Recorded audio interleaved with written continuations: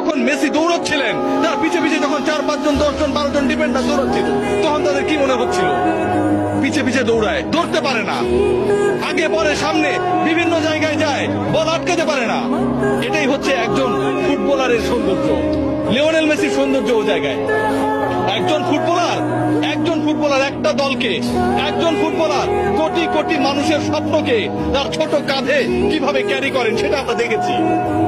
যারা অস্বীকার করবেন তারা ফুটবলটা বোঝেন না।